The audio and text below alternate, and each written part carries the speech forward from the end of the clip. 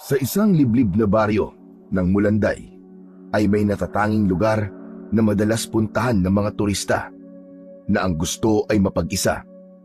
Bukod sa tahimik na, ay sagana pa ito sa magagandang tanawin. Perpekto sa mga gusto ng katahimikan para makatakas sa ingay ng syudad. Marami ring mga bundok na madalas akyatin ng mga taong gustong isigaw ang kanilang mga sama ng loob, sa pamilya man o sa mga taong nasa paligid nila.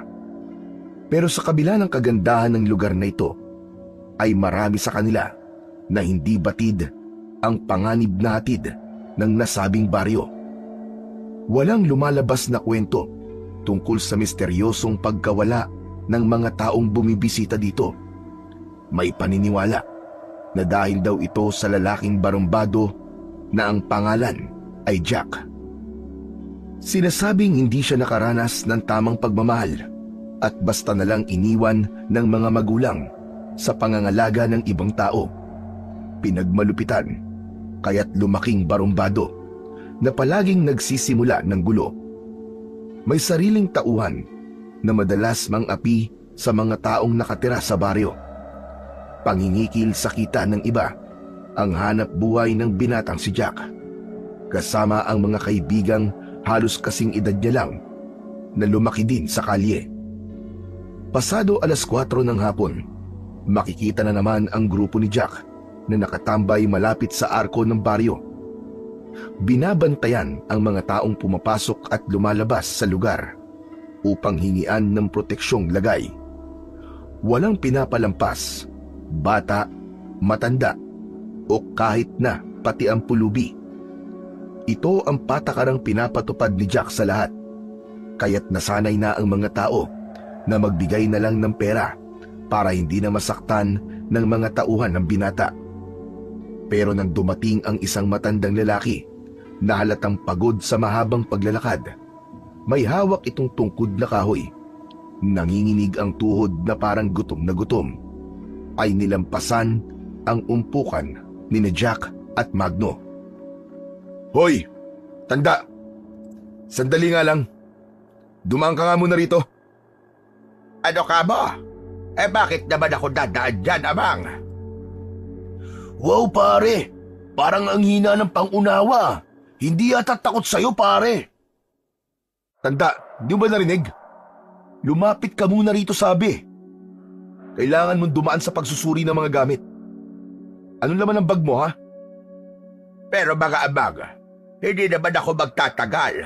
Hihingi lang sana ako ng konting tulong sa inyong kapitan. Kailangan ko lang na makakain at tubig na maiinom. "Walang kapitan sa baryong ito. Dahil ako ang batas dito. Lahat ng dumadaan sa arkong to, kailangan dumaan sa akin para suriin at tignan ang lahat ng gamit na dala niya at magbibigay ng lagay sa akin bilang proteksyon niyo sa loob." Nako, Amang, wala talaga akong kapera-pera, maniwala ka. Sige, bigyan mo na lang ako ng pambili ng pagkain. Wala pa kasi akong kain simula kahapon eh. Maawa na kayo. Nagugutom na ako, pakiusap naman. "Anak ng tutsang oo. Ako nga manghihingi, tapos ikaw pa manghihingi sa akin? Tsaka wala akong pakialam sa'yo. Hindi mo ba nakikita? Matyaga kaming nagbabantay dito para sa lagay ng mga dumadaan. Tapos ikaw, magpapanggap kang nagugutom para diskartehan kami? Aba, pinaglululoko mo ba ako, tanda? Gusto mo bang masaktan?" "Ang lupit, parang lupit. Bagong style yun ah. Hindi yata natatakot sa'yo eh. Ano, balata na natin? Ang lakas mga insulto eh." Huwag naman, Amang. Nakikiusap ako. Kahit tubig lang na maiinom. Malayo pa kasi ang pinanggalingan ko eh. Ibig mong sabihin dumayo ka pa rito para lokohin kami? Hoy ikaw huwag ka nang magkunwari. Hindi mo mabibilog ang ulo ko. Akin na mga dala mong pera, pati ng bag mo. Alam kong sa paglalakad mo ng malayo, nagbaong ka ng pagkain. Sige Magno, kapkapan niyo matandang yan. "Ayos tol, may bago na naman tayong biyaya." Maawa na kayo, pakiusap mga Amang. Wala talaga kayo makukuha sa akin. Wala akong pera. Wag! Wag niyo kunin ang bag ko, sandali! Abay, ibalik niyo yan! Ang tigas, par! Bugbugin na natin to, nakakainit ng ulo eh. Masyado na tayong pinahihirapan eh. Ano ba? Ibibigay mo ba o hindi? Pinapahiya mo ako sa mga tauhan ko ah. Baka naman gusto mong ipabugbog muna kita bago mo ibigay ang hinihingi ko. Alam kong may laman yan. Pakiramdam ko, may itinatago ka sa loob ng bag mo. Kaya siguro ayaw mong ibigay. Maniwala ka. Wala talaga akong maibibigay sa inyo. Maawa naman kayo sa akin. Pagkain lang naman ang kailangan ko kahit tubig lang. Tumahimik ka, tanda. Tama na ang arte mo. Ang bag mo lang ang kailangan namin at wala kaming pakialam sa kailangan mo. Kung ayaw mo lumabas sa baryong ito na pantay ang mga paa, magbigay ka sa amin ng pera. Par, balasahin na natin ang matandang to. Kating-kati na ang kamay ko eh. Parang gusto ko na manapak eh. Sandali. Hinay-hinay ka lang. Tawagin mo muna mga kasama natin. Kala mo tanda ah. Sige. Para mabigyan ng leksyon ng matandang to. Inuubos na talaga ang pasensya ko eh. Baka mamaya magdala pa ng kamalasan to, madamay pa ako. Isang senyas lang ng daliri ni Jack sa mga tauhan niya. Agad na pinagtulungang hawakan sa tag-isang braso ang nagpupumiglas na matanda. Halos buhatin ito para lang makuha ang bag. Maawa na kayo! Wag! Bitiwan niyo ang braso ko! Matanda na ako! Nasasaktan ako, mga abang! Tama na! Hindi ka masasaktan kung ibibigay mo ng maayos ang kailangan ko. Nanggigigil na hinawakan ni Magno ang buhok ng matanda at inalis ang suot nitong salakot para itingala ang muka paharap kay Jack. Weh! Ang baho ng matandang to, pare! Parang nanggaling sa imbornal! O ikaw, tanda, masyado mo naman yatang ginalingan ng pagkukunwari. Wala na yung epekto sa amin. Lumang style na yan. Pakiusap, problema ko rin ang pera para pabili ng pagkain. Wala akong pakialam. Pare-pareho tayo may problema. Sige na, balasahin nyo na matandang to. Nakangising inundayan ng suntok ni Magno ang matandang lalaki, kasabay ng iba pang mga tauhan ni Jack na nakikisuntok na rin sa matandang dayo. Bumagsak sa mabatong kalsada ang matanda, na pilit inihaharang ang braso sa buo nitong muka. Ang may 24 na taong gulang na si Jack ay nakakunot ang noo na sinusuri ang laman ng bag ng matanda. Napansin niyang puro bote lang ang nakalagay sa loob nito. May laman na iba't ibang kulay na likido na sa tingin niya ay langis. Muli niyang sinulyapan ang matandang lalaki na halos umangat ang paa sa lupa dahil sa tinatamong suntok mula sa mga tauhan niya. Imbis na maawa, ay nakaramdam ng pagkadismaya ang binata dahil wala siyang nakuwang pera. Pabalibag niyang ibinato ang bag sa lupa, saka pinanood ang pagpapahirap ng mga tauhan niya sa matanda. Kaya naman, ang kaguluhang yun ay umagaw sa atensyon ng mga taong nakatira roon. Sa isip nila ay may bago na namang laruan si Jack. Galit at inis ang makikitang bakas sa mukha ng mga taong walang magawa sa kasamaan ng binata. Bugbog sarado ang aabutin sa sinumang mangangahas kalabanin ang grupo ni Jack. Ano pang hinihintay nyo, Pasko? Kapkapan nyo na ang bulsa ng matandang yan. Walang laman ang bag niya. Halos mahubaran ng damit si Lolo Pancho sa pagkapkap sa bulsa nito ng mga tauhan ng binata. Kahit nakahandusay sa lupa at duguan ng matanda, ay hindi pa rin ito tinigilang saktan ng mga tauhan ni Jack. Tama na pakiusap. Wala kayong mga awa. Magbabayad kayo.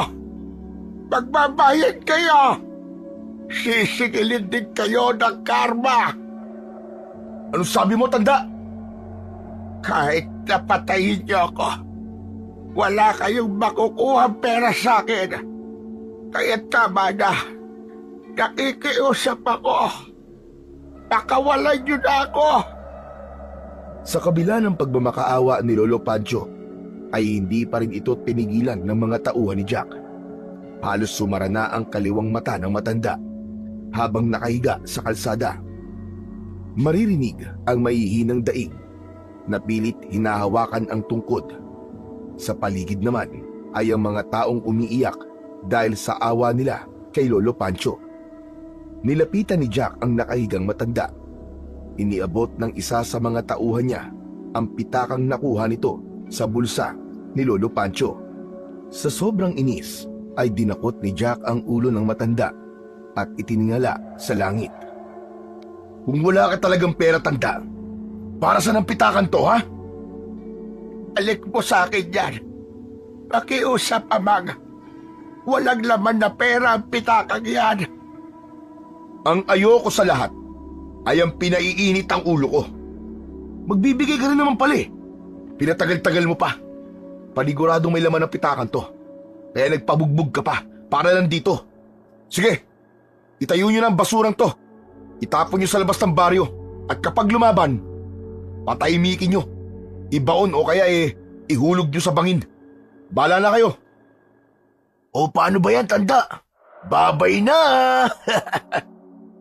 Ang pitaka ko! Ibalik niyo sa akin ang pitaka ko! Mapapahamak ka kapag umabot yan ng hating gabi sa mga kamay mo!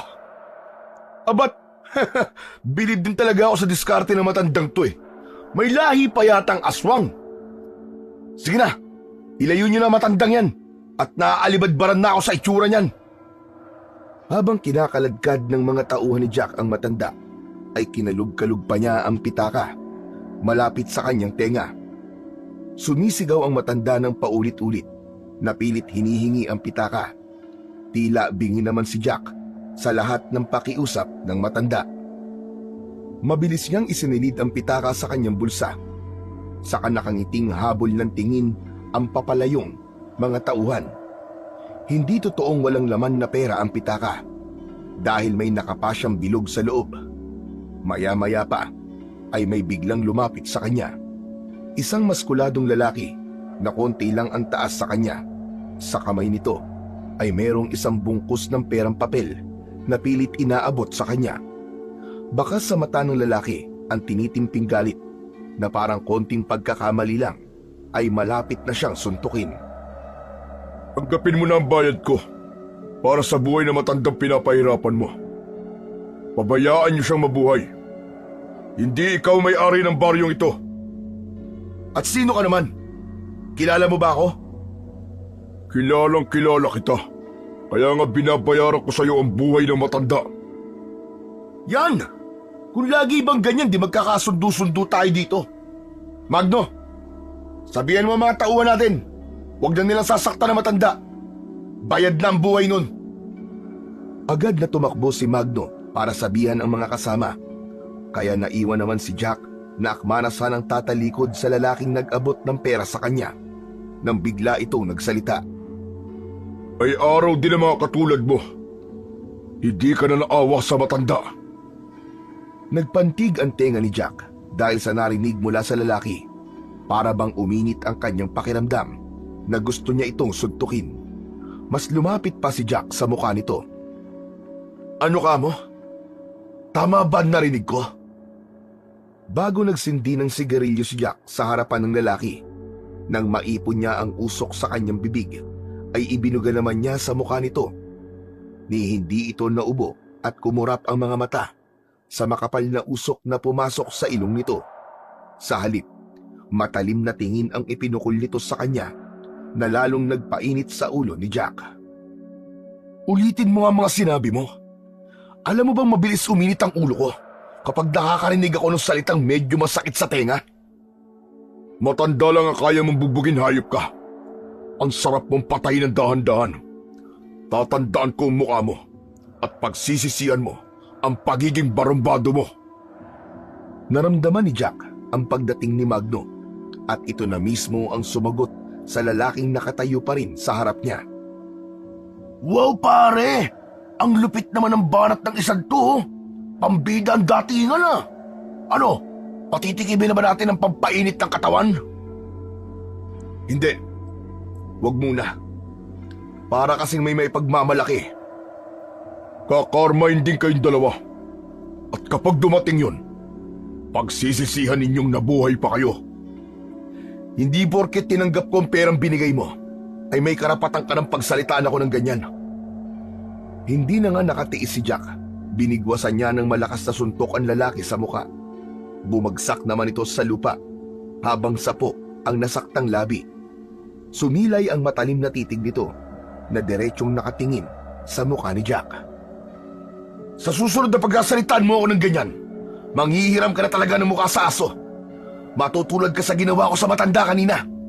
Ipapatapon kita sa labas ng baryo at lalangawin ang katawan mo hanggang sa pagpiestaan ka ng mga langgam. Si Raulong to, magpasalamat ka wala ako sa mood para maglaro ngayon. Kaya kung wala ka rin namang kakayang lumaban, tumahimik ka na lang. Ano par, gusto mo ba ako na bumanat dito para sa'yo? Alam mo, matagal ko nang nakikita ang lalaking to na patay ang sunod sa atin eh. Mukhang minamatyagan tayo eh. Markaan mo na nga ang pagbumukha ng lalaking to. At sa susunod na magkikita kami, patitikim ko na sa kanya ang galit ko. Ito yung lalaking nakatira sa gitna ng kagubatan, tol. Malapit sa pataniman ng mga tubo. Siya si Gusting, ang tauhan ni Mang Isagani. Yun na papabalitang tatakbong kapitan sa baryong to. Tatakbo lang pala eh. Pero kala mo kung umasta parang hari na agad. Hoy, ito tatandaan mo ah. Kapag dumating ang araw na magkakaharap ulit tayo, sisiguraduhin kong ikaw ang tutumba at hindi ako. Sa katibayan ka mo ng kapitan mo. Baka hindi niya ako kaya. Magkasama ko pa kayong walisin palabas sa baryong ito. Hihintayin ko ang araw na yon. Pagsisisihan mo na nabuhay ka pa. Hindi ako natatakot sa'yo. Kaya huwag kang masyadong mayabang. Baka pag nagkaharap tayo, umatungal ka ng iyak sa sobrang takot. Para sabihin ko sa'yo, hindi ako tinataasan ng balahibo sa mga sinasabi mo. Wala akong kinatatakutan. Pare, talagang tumutulo ng laway ko rito. Kating-katin ang kamay ko. Gusto ko nang basagin ang pagbumukha ng lalaking yan. Utok ka talaga sa buho. Palibas ay tinapong ka ng mga magulang mo. Dahil hindi nila matanggap na nagkaanak sila na katulad mo. Isang halimaw na basura. Patay kang bata ka! Tuluyan nang nawala ang pagtitimpi ni Jack kay Gusting. Niluhuran niya ang tiyan ng lalaki at walang awa niyang pinagsususuntok ang mukha nito. Hindi pa siya nasiyahan at tumayo pa siya at pinagbababayo niya ng sipa ang dibdib ng lalaki. Dumukot si Jack sa kanyang bulsa, saka inilabas ang perang iniabot sa kanya ni Gusting bago muling yumuko at pilit na binubuka ang bibig nito. Oh, ayan! Kainin mo ang pera mong hayop ka! Sayong-sayo na yan! Pilit na isinasara ni Gusting ang bibig nito habang nasa labi ang perang pinagduduldulan sa kanya ni Jack. Kaya't muling sinuntok ni Jack ang sikmura ng lalaki. Sa pagbuga ng hangin ni Gusting, ay mabilis niyang ipinasok ang hawak na pera sa bibig nito. Saka muli niyang pinagsusuntok sa muka. Pagkatapos ay dinuraan pa. Ganon siya magalit. Hindi niya nakokontrol ang kanyang sarili dahil naaalala niya ang pambubugbog ng mga taong umampun sa kanya. Hinayaan lang ni Magno at ng mga tauhan nito na bugbugin ang kawawang lalaki dahil hindi naman nila pwedeng pigilan ito dahil kilala nila ang ugali ni Jack. Basag-basag ang mukha ng lalaki, putok ang kilay at umaagos ang dugo sa lupa nang tigilan ni Jack si Gusting. Pahilapang inayos ni Jack ang nagulo niyang damit bago tumayo. Halos hindi makagalaw ang lalaki sa dami ng tinamo nitong suntok sa muka at katawan. Naramdaman ni Jack ang pananakit ng kanyang kamay na hinilot-hilot pa ng mga tauhan sa harap ng nakahandusay sa lupa na si Gusting. Par, napuruan mo yata. Tama lang sa kanya yan, para magtanda. Magpasalamat siya at nagbigay siya ng pera sa akin. Bayad ang araw niya ngayon. Kaya lang, pumasok na sa tiyan niya ang pera. Iginala ni Jack ang kanyang paningin sa mga taong nakatingin sa kanya. Saka muling nagsalita habang ang mga kamay ay nakaturo sa katawan ni Gusting. Nakaangat ang kanyang muka na parang nagmamalaking may isa na naman siyang tao na sinaktan. Napapaatras naman ang mga taong mas lalong natatakot kay Jack. Kayong lahat, makinig kayo. Kapag nakialam pa kayo sa ginagawa ko, matutulad kayo sa lalaking to. Wala akong sasantuin sa inyo, kahit sino. Lahat ng hahadlang sa akin papatayin ko. Kaya habang maaga pa, mag-isip na kayo. Ako ang may hawak sa buhay nyo. Naiintindihan nyo ba? Sabay-sabay na tumango ang mga tao bilang pagsang-ayon sa mga sinabi ni Jack. Walang nangangahas kalabanin si Jack, maliban sa mayamang si Mang Isagani na nabalitaan niyang tatakbo bilang kapitan. Sa huli ay mapipilitan din ang mananalong kapitan na bumaba sa pwesto dahil Jack, napapahirapan ito ni Jack kasama ang mga magiging tanod nito. Matalim ang tinging sinulyapan ni Jack ang nakahigang si Gustin. Bago niya ito tuluyang iniwanan, ay nahagip pa ng kanyang mga mata ang malapad na pagkakangiti ni Gustin. Para bang hindi halos nito iniinda ang pagputok ng kilay at labi nito. Sa halip ay mabilis pa itong tumayo at nakaliyad ang dibdib na sinalubong ng tingin ang mga titig niya rito. Sa kanya to iniwanan at binagtas ang daan papunta sa gitnang kagubatan para doon hintayin ang iba pa nilang mga kasama. Habang naglalakad sa masukal na damuhan sina Magno, Jack at 4 nilang kasama, ay biglang naalala ni Jack ang pitakang nasa bulsa. Inilabas niya yon sa kamatagal na pinagmasdan. Dala ng kuryosidad saka kung ano ang laman ng pitaka. Dahan-dahan niyang hinawakan ang tali para sana buksan ito, pero biglang sumingit si Magno. Hanep ah! Talaga palang may pitaka ang matandang yun. Buksan mo na pare, para masilip na natin kung magkano ang laman. Sandali, ikaw talaga masyado kang atat eh. Dinadahan-dahan ko pa nga ang pagbubukas. Kumbaga'y pinipintahan ko. Alam mo namang wala nakakaligtas sa bagsik ko eh. Hindi pwede sa akin ang katigasan ng ulo na matandang yun. Sige na pare, tingnan na natin. Di na ako makapaghintay eh. Batay kasi sa reaksyon ng matandang yun. Tingin ko, mahalaga sa kanya ang bagay na nasa loob ng pitaka eh. Baka dyan na tayo yaman pare. Baka... Teka, anak nang, bakit parang nag-iisa lang ang laman? Binilisan ni Jack ang pagbubukas sa pitaka ng matanda sa kasabik na makita kung ano ang laman. Huminto pa sila sa paglalakad. Pagdukot niya sa loob ng pitaka, ay dismayado siyang napatingin sa kulay puting bato na parang may nakaukit na malakatol sa gitna. Bilog din, pero halatang walang silbi. Walang halaga na kahawig sa itsura ng buhay na bato. Anak ng kumago! Ano to? Isang walang kakwenta-kwentang bato to ah. Naisahan ako ng matandang yun ah. Pag talagang inaabot nga naman ang kamalasan oo. Nakakainis. Mapapatay ko talaga matandang yun. Patingin nga pare. Para mapapakinabangan naman natin to ah. Paano kung may ginto pala sa loob ng bato na to na mas malaki pa ang halaga kaysa sa inaasahan natin? O di naman kaya eh, pampaswerte para magkapera. Yung ba parang anting-anting pare? Pero hindi ganito ang itsura ng batong may lamang ginto. Isa pa, hindi to pampaswerte, kundi may dalang kamalasan. Kita mo na nangyari sa atin? Nasaktan na ang kamao ko.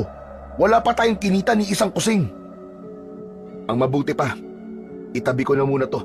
At kapag nagkita ulit kami ng matandang yon, ipapalunok ko sa kanya ng buong-buo ang batong ito. Anak ng putyaw. Pera na naging bato pa. Literal na bato talaga.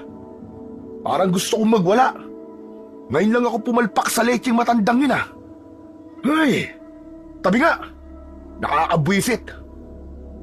Hindi matanggap ni Jack ang laman ng pitaka, kaya sa sobrang inis ay pinagsususuntok niya ang bawat halamang madaanan nila. Dito niya ibinuntun ang galit. Sa tindi ng nararamdamang inis, maging ang madadaanang mga puno ay pinagsususuntok niya sa katawan. Nagkikiskisan din ang kanyang mga ngipin, dala ng panggigigil niya sa mga nangyari. Pagkaraan ng ilang minutong paglalakad, ay narating nila ang lumang kubo. Naghintay sila sa pagdating ng iba pa nilang kasama, pero sumapit na ang gabi ay wala pa rin ang kanyang mga tauhan. Bagay na mas lalong nagpatindi sa init ng ulo ni Jack. Ano? Wala pa ba mga tauhan natin? Anak ng putya naman oh. Nabulilyaso na naman yata. Pati ba yung mga inutusan ko magtaboy sa matanda wala pa rin? Mauubos na tayo ng lamok dito ah. Teka lang Jack, maghintay pa tayo ng ilang oras. Baka naman tinatapos pa nila ang mga inuutos mo. Saka malay mo, di ba? Kung wala silang dalang ilaw, masyadong madilim ang paligid eh. Baka sabay-sabay na silang pupunta rito. Ano bang klaseng katwiran yan? Maliwanag ang sikat ng bilog na buwan. Tignan mo nga maigi. Anong madilim dyan? Ang mabuti pa ganito na lang. Ipasundo mo na lang sa ibang tauhan natin. Alam mo naman na ayaw ko sa lahat ay yung pinaghihintay ako. Mas lalong umiinit ang ulo ko eh. Magsasalita pa sana si Magno para magtawag ng mga tauhang susundo sa mga kasamaan nang bigla silang nakarinig ng malakas na kaluskos sa paligid. Parang nagdudukal ng lupa. Napatayo si Jack at nakiramdam sa naririnig na ingay mula sa labas ng kubo. Tignan niyo nga kung anong ingay na yun. Ganitong mainit ang ulo ko. Baka basagin ko pang pagbumuka ng magtatangkang manakot sa atin eh.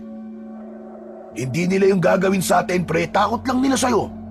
Talaga may naririnig din ako kakaibang tunog mula dito. Sa simoy ng hangin, pre. Di ba naaamoy? Mabaho at masakit sa ilong. Baka asong gubat lang na may hinabol na hayop para kainin. Nagsipagtayuan ang mga balahibo sa katawan ni Jack habang palakas ng palakas ang naririnig nilang ingay. Hindi na nga siya nakatiis na hindi lumabas para tignan kung ano nga ba talaga ang ingay na kanilang naririnig. Maya-maya pa ay biglang sumigaw sa may bandang kakawyan. Boses ng mga lalaking takot na takot. Kasunod ang pag-alulong ng mabangis na hayop na nagpalipad sa mga ibong natutulog sa mga puno. Anak ng kumag! Mga tauhan natin yun ah! Tara Magno! Punta natin! Mabilis silang tumakbo para tignan ang mga nagkakagulong kasamaan.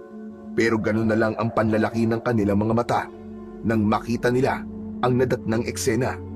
May mga nilalang na nakatayo. Hawak ang mga putol na katawan ng tao. May nakita rin silang gumagapang na lalaki. Humihingi sa kanila ng tulong. Pero dinampot ito ng halimaw, saka kinagat sa leeg hanggang sa tiyan. Parang gutom na gutom sa karning nakahain sa harapan nito na umaangil pang sarap na sarap sa lasa ng karne ng tao. Paring Jack, anong klaseng nilalang yan?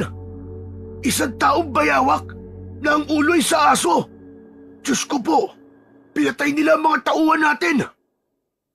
Sira ulo ka ba? Bakit akong tinatanong mo? Pareho tayong walang alam dyan. Sa takot ng apat na tauhan ni Jack na nakatayo sa kanilang likuran, ay nauna na itong kumaripas ng takbo. Habang ilang beses pang nadadapa sa lupa na walang tigil sa pagsigaw. Pero hinabol ito ng mga halimaw at isa-isang pinagdadadampot. Sa kanilang takan ang mga katawan na parang kumakain lang ng hayop sa gubat. Mas lalong nagimbal sa kinatatayuan sina Magno at Jack nang humarap sa kanila ang pinakapinuno ng mga halimaw.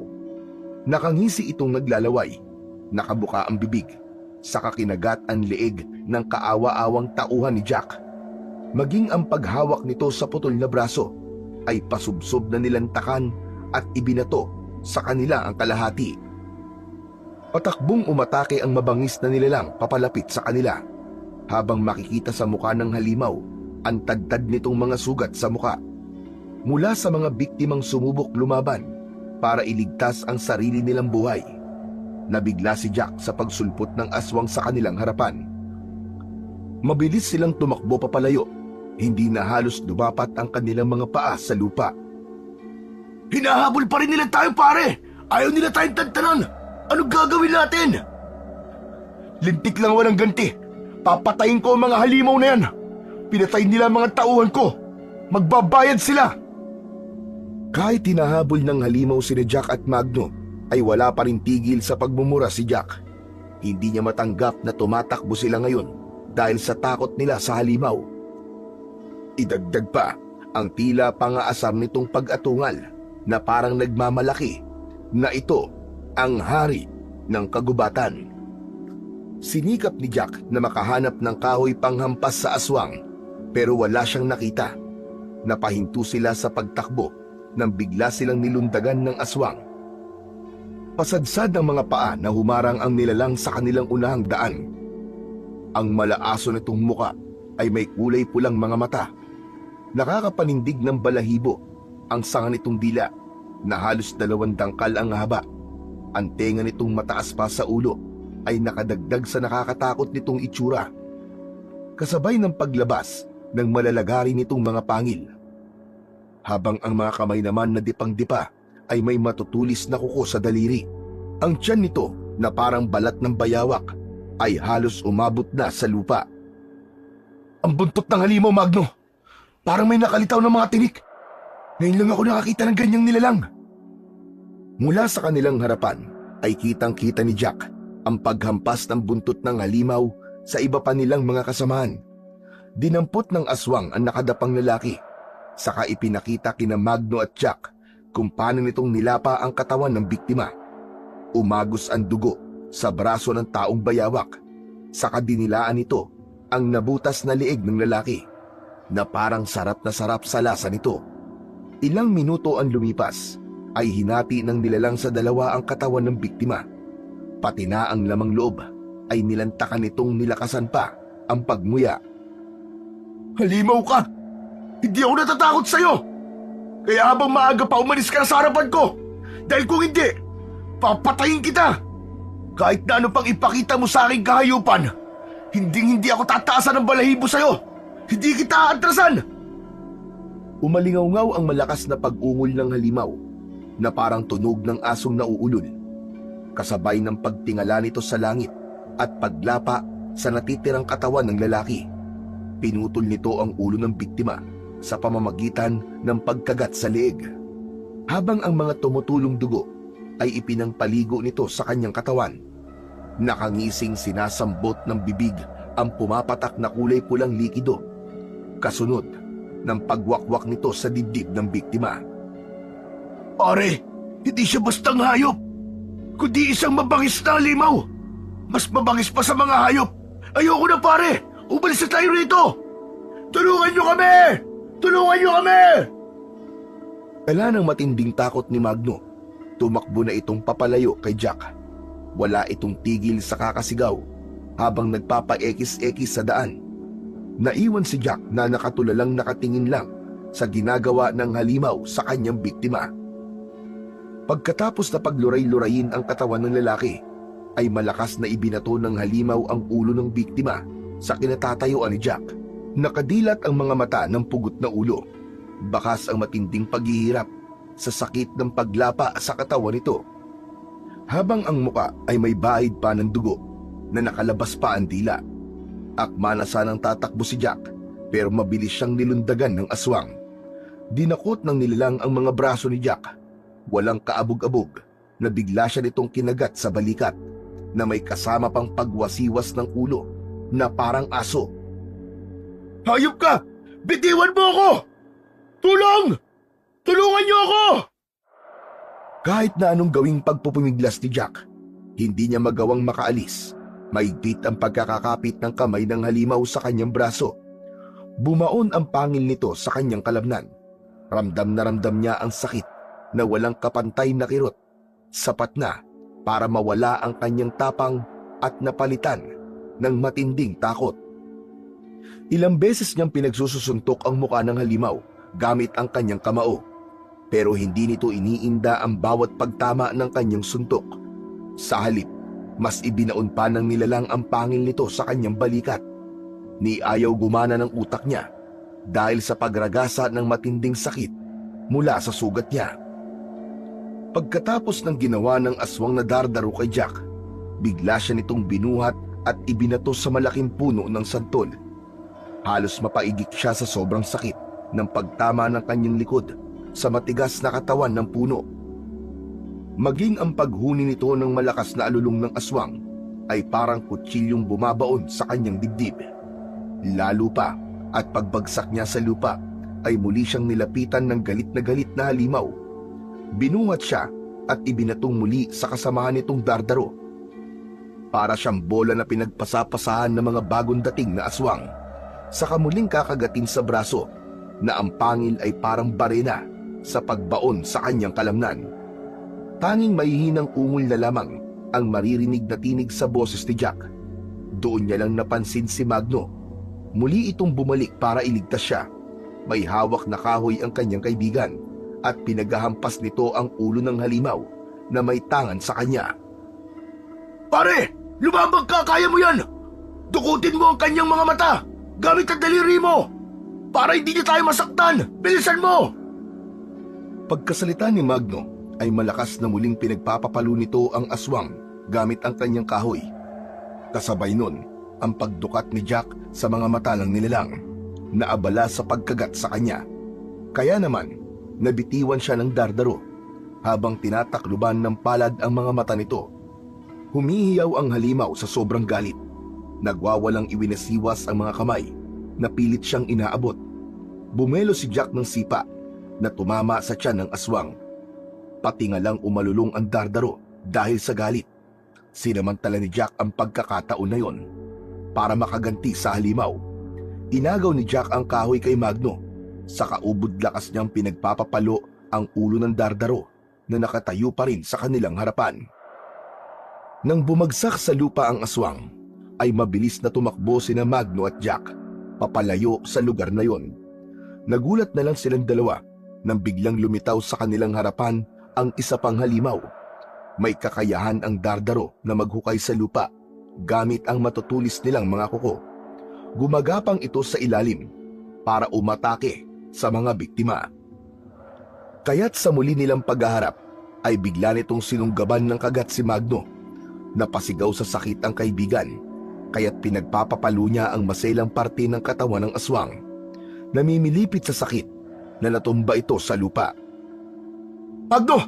May tama ka sa balikat! Igaganti kita sa halimaw na yan! Teka, parwag na! Tumakas na lang tayo!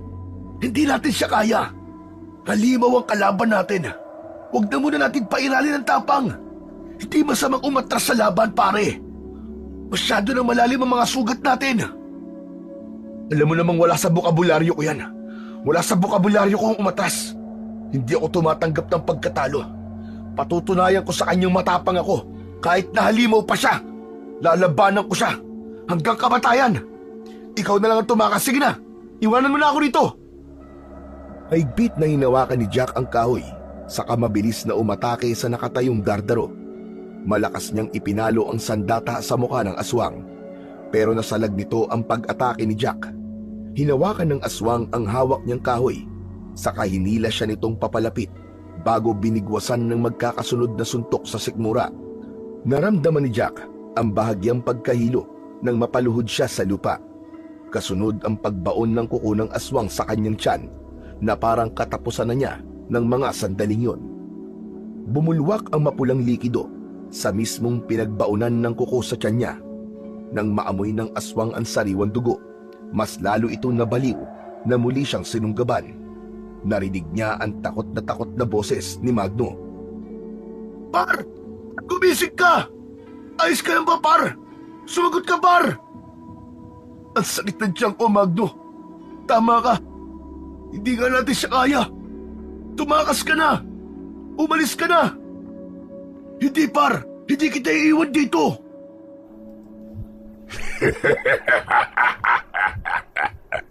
Ang sarap namang pakinggan ng mga daing nyo. Nasaan ang tapang nyo? Mga inutil kayo. Ito na ang katapusan nyo. Hindi kita uurungan, hayop ka. Kaya patayin mo na lang ako. Dahil kapag nabuhay pa ako, ikaw ang papatayin ko. Nasaan ang tapang mo? Lumaban ka. Hindi yung puro kuda ka lang na hindi mo na kaya tumayo para ipagtanggol ang sarili mo. Duwag ka. Dumag. Wala kang silbi. Napaluhod sa lupa si Jack habang nararamdaman ang pamamanhid ng kanyang katawan dahil sa kanyang sugat. Sa tingin niya ay balak talaga siyang pahirapan ng nilalang. Gumapang ang takot sa kanyang pagkatao nang mula sa kakawian ay lumitaw na rin ang mga alagad ng halimaw. May mga dalang pugot na ulo, nakadilat ang mga mata at nakabuka ang bibig.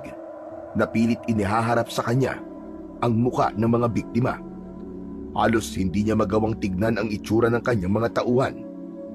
Sa isip niya ay ipaghihiganti niya ang pagkamatay ng kanyang mga kasama.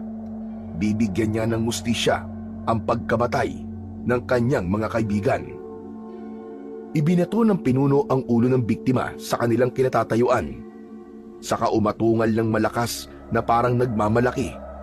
Nanginig ang katawan ni Jack sa galit. Nakuyom na lang niya ang kanyang kamao habang nakatingin sa mga nilalang na nakatayo sa kanilang harapan.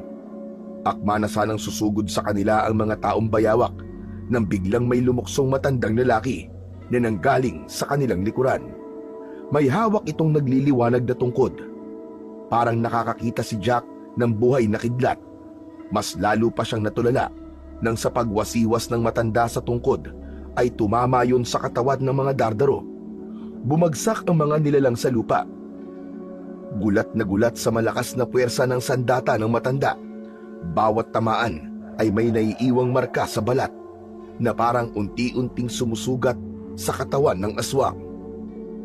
Nagsimulang mag-atrasan ang mga nilalang nang maramdaman ang kapangyarihan ng mandirigma na kayang umubos sa kanilang lahi. Ilang minuto pa ang lumipas ay lumingon ang matanda sa kinaroroonan ni Jack at Magno. Kung kayang maglakad na pinuno mo, binata, tulungan mo siyang tumayo. Alalayan mo siyang makaalis sa lugar na ito. Bilisan nyo! Par, kumapit ka sa akin! Tama, matanda! Kailangan na nating umalis dito! Sapo ang sugat sa tiyan ay pinanood ni Jack kung paanong lumaban ang matanda. Hindi makalapit ang mga halimaw sa matanda. Halos sabay-sabay na umaatake ang mga aswang sa nakatayong matanda. Pero lahat ay bumabagsak sa lupa at hindi na nakakabangon. Sa huli ay tuluyan ng tumakas ang mga aswang. Isa-isa silang lumubog sa lupa, makalayo lang sa mabagsik na matanda. Maririnig ang ingay mula sa nagdudukal na lupa hanggang sa mga pag-angil ng nasasaktang halimaw. Sakalang umalis ang magkaibigan para lumayo at iligtas ang sarili habang nanginginig ang tuhod ni Jack na nakaakbay sa kaibigan. Hindi niya maiwasan ang hindi isipin ng matanda dahil parang nakita niya na ito. Hindi niya lang matandaan kung nasan niya ito nakita. Pagkalipas ng ilang sandali ay narating nila ang bahay. Diretso silang pumasok sa loob ng kwarto ni Jack. Dahan-dahan siyang humiga sa katring walang sapin. Maya-maya pa ay dumating ang matandang tumulong sa kanila. Tinanggal nito ang salakot at gano'n na lang ang panlalaki ng kanilang mga mata nang makilala ang matandang nagligtas sa kanila. Ano? Ikaw? Ikaw yung matanda, tama? Ikaw yung matanda doon sa may arko? Tama ka. Ako ngayon. Ako yung binugbog nyo at ng mga kasamahan mo. At kinuhalan nyo pa ng pitaka. Teka, paano nyo nagawang matalo mga halimaw? Ginawa ko lang kung ano ang kaya ko. Alam kong babalik sila para gumante. Hindi sila marunong tumanggap ng pagkatalo. Nandito lang ako para sa pitaka na kinuha nyo. Bakit nyo kami tinulungan, Tatang? Paano nyo po nalamang nandito kami? Dahil sa mga kasamahan nyo, sinundan ko sila. Hindi sana ako makikialam. Kaya lang hindi ko kayo matiis. Pasensya na sa mga nagawa namin. At maraming salamat sa pagliligtas nyo sa buhay namin. Kung hindi sa pitakang kinuha mo, Amang, hindi ko kayo susundan at hindi ko rin kayo tutulungan. Nakaramdam ng pagkapahiya si Jack dahil sa ginawa ng matanda para sa kanila. Hindi siya makapagsalita dahil sa nararamdamang insulto sa kanyang sarili. Idagdag pa ang galing ng matanda sa pakikipaglaban. Kung nagkataong pinatulan sila nito, ay magagawa ng matanda na patumbahin ang mga tauhan niya. Higit pa rito, sa kabila ng kanilang ginawang kasamaan sa matanda, ay nagawa pa nitong tumulong sa kanila. Hindi ako makapaniwalang sa kabila ng kasamaan ko, ay tinulungan mo pa rin kami. Hindi na mahalaga kung ano nagawa nyo sa nakaraan. Ang kailangan ko ay mabawi ang pitaka. Mahalaga sa akin ang bagay na kinuha nyo. Kaya nakikiusap ako. Ibalik nyo na lang sa akin ang gamit ko. Pero, paano po ang kaibigan ko? Marami na pong dugo na wala sa kanya. Hindi ako masamang tao para lang iwanan ang kaibigan mo sa ganyang kalagayan. Kinukuha ko lang kung ano ang akin. Hindi yan pwedeng manatili sa kamay ng ibang tao. Lalo na kapag sumapit ang hating gabi kung ayaw niyong magsisi sa huli. Bakit po, Tatang? Ang hatid ng batong nasa pitaka ko ay panganib ang dala sa kumuha nito. May posibilidad na mawalan ka ng paningin. Tinatakot niyo ba ako, Tatang? Hindi kita tinatakot, Amang. Ayoko lang na maranasan nyo kung ano ang naranasan ng mga taong sumubok din na kunin ang bato. Kaya't na mabuti pa, ibigay mo na sa akin ang pitaka ko. Inilahad ni Lolo Pancho ang kamay nito sa harapan ni Jack bilang paghingi sa pitaka. Nang maibigay ni Jack ang pitaka, ay lumiwanag ang muka ng matanda. Bakas sa muka ng matandang lalaki ang tuwa nang makitang hindi nawala ang bato. Muli itong sumulyap sa muka ni Jack habang hinuhubad ang maliit na bag nito sa likod. Ipinatong yun sa katre sa tabi ni Magno. Pagkatapos ay inilabas ang mga bilog na lalagyan mula sa bag. Isang pambihirang bote na may lamang iba't ibang kulay ng likido. Teka, Tatang, anong gagawin niyo sa boteng yan?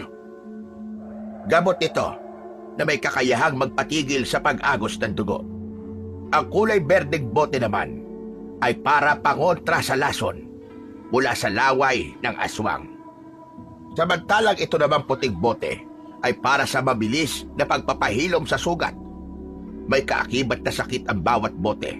Pero sa nakikita ko, makakaya mo ito malampasan. Sige na ho, gamutin niyo na ako. Kakayanin ko ang sakit. Nararamdaman ko medyo kumikirot ang mga sugat ko sa katawan. Nagsimula ng maggamot si Lolo Pancho sa sugat ni Jack. Unang inilagay nito ang pampatigil sa dugo at pagtunaw sa lason mula sa laway ng mga dardaro. Kaya lang, hindi inaasahan ni Jack ang mararamdaman sakit nang lumapat ang gamot sa kanyang sugat. Anak ng teteng, oo! Ano pong nilagay niyo sa sugat ko? Bakit sobrang sakit? Hindi ko na kaya! Parang may gumagalaw-galaw na insekto sa loob ng laman ko! Tatang, sigurado po ba kayong totoong gamot ang nilagay niyo sa sugat ng kaibigan ko? Baka naman gumaganti lang po kayo dahil sa ginawa namin sa inyo, ha? Katulad ng sinabi ko, hindi ako masamang tao. Totoong nakakagamot ang mga likidong nasa bote. Masakit talaga ang epekto niyan sa sugat dahil naglalaban ang laway at gamot sa katawan niya. Kapag hindi natanggal ang hawa ng aswang, mamamatay siya o di kaya naman ay magiging isang halimaw. Hindi niya makokontrol ang kanyang sarili na hindi tumikim ng karne ng tao. Konting tiis na lang dahil kapag nawala ng sakit at napalitan na yon ng pangangati, ay nangangahulugang natanggal na ang lason sa kanyang dugo.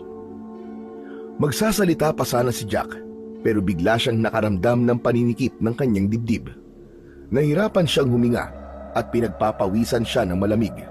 Nanginginig ang kanyang kalamnan na bigla siyang natumba sa sahig. Pinagsisisipa niya ang dingding dahil sa mainit niyang pakiramdam. Parang bigla siyang lalagnatin. Ganon din ang singaw ng kanyang mga mata, ilong, tenga at bibig. Naramdaman niya ang palad ng matanda na humawak sa kanyang mga braso para mapigilan ang abnormal na pagkikikisay ng kanyang katawan. Pigil na pigil niya ang pagtirik ng kanyang mga mata at pagtigas ng kanyang panga na halos dumugo ang kanyang labi dahil sa madiin na pagkakakagat ng kanyang mga ngipin.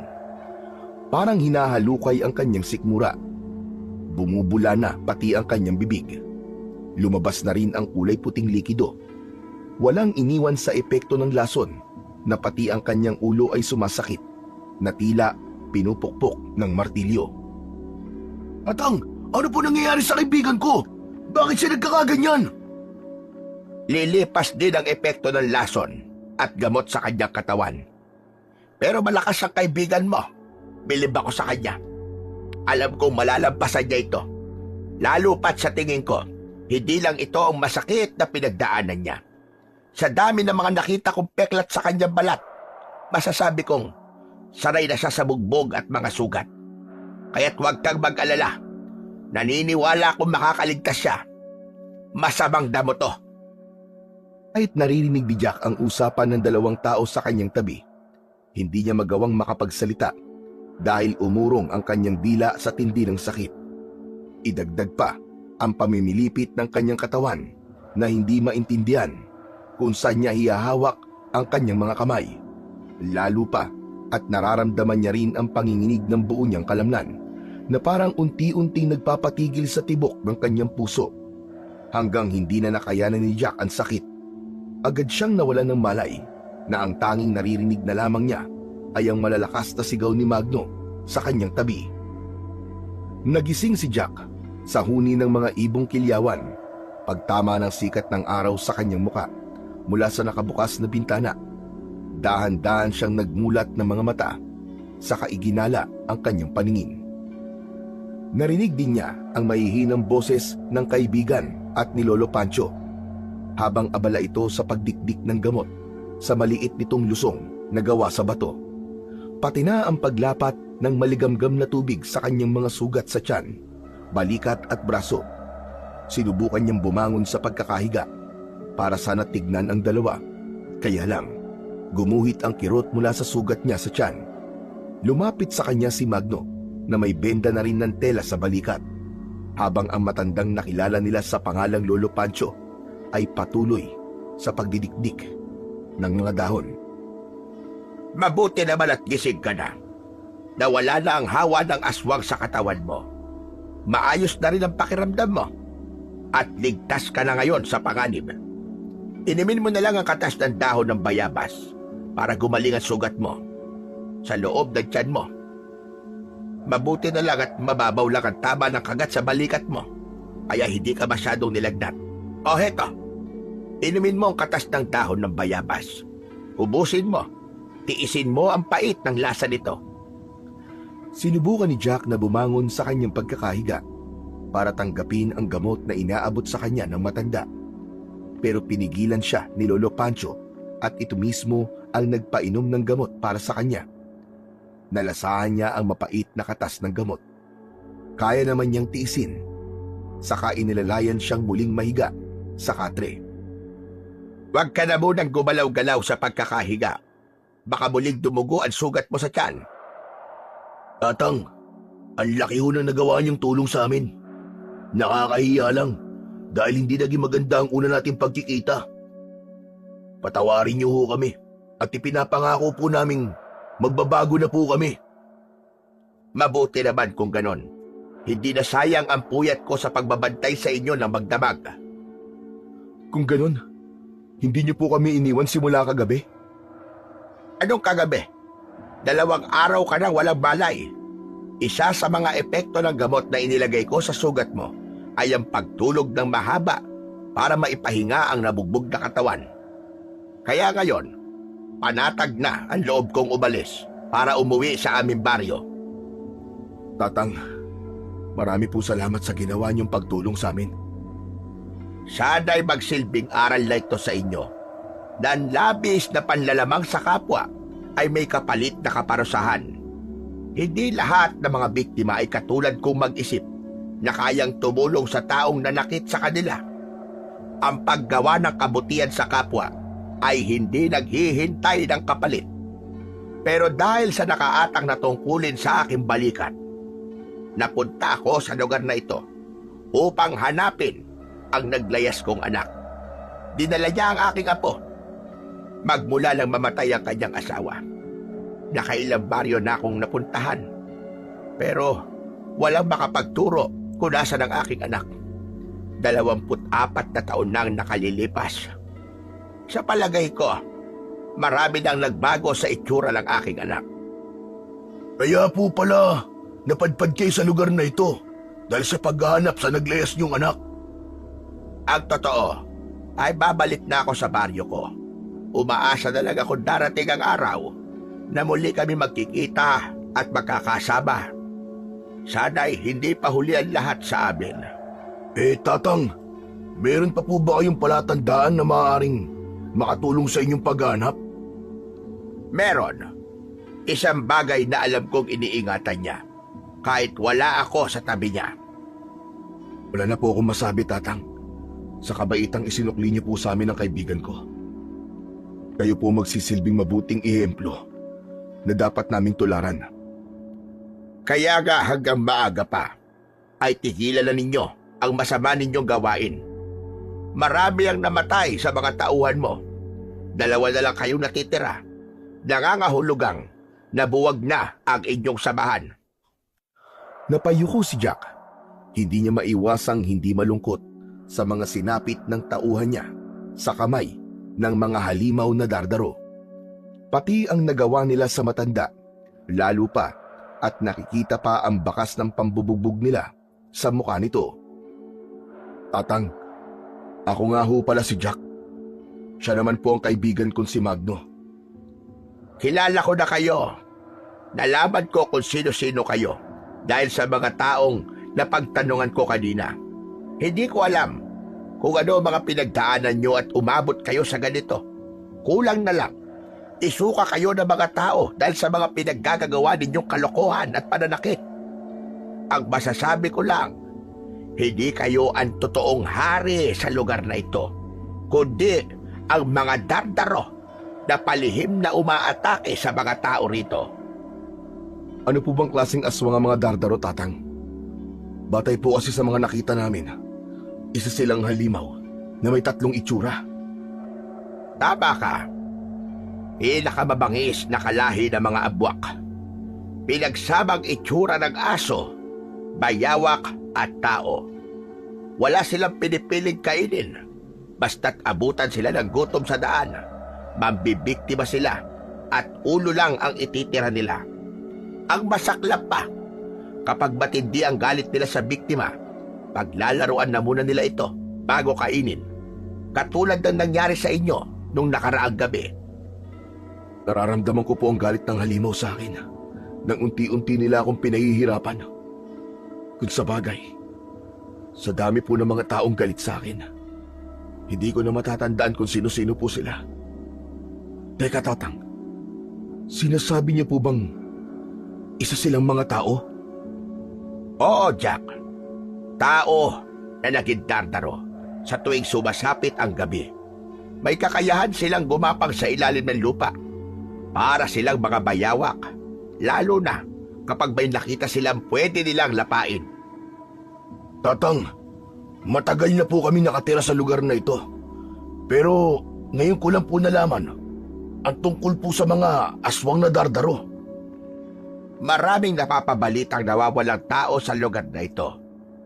Pero hindi ito alam ng marami. Masyado kasing liblib ang baryong ito at malawak ang kagubatan na pwedeng pagtaguan ng mga aswang na dardaro. Kaya siguro hindi nakakarating sa syudad ang tungkol sa mga biktima.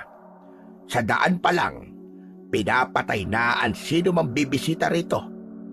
Ang alam ko may isang lugar lang na pinag-iipunan nila ng mga pugot na ulo ng kanilang mga nagiging biktima.